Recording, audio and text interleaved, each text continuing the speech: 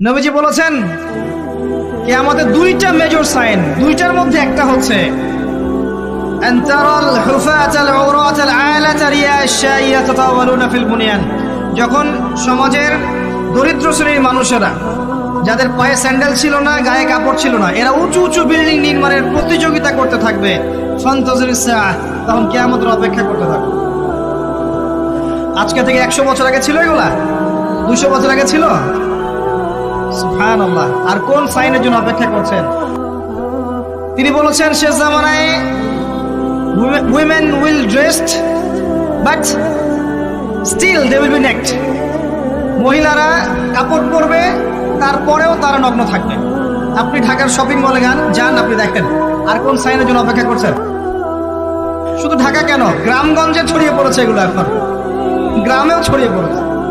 গ্রামে আরো বেশি দেখা গেছে। মাশাআল্লাহ, গ্রামে গিয়ে আমরা হতভাগ। সুবহানাল্লাহ, গ্রামের মেয়েগুলা, গ্রামের মেয়ে ঢাকা শহরের মেয়েকে